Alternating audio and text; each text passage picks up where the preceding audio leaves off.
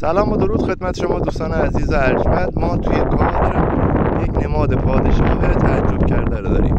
حالا یه نماد لیون هم اونور داریم که ما الان توضیح میدم بهتون که این نماد چجوریه.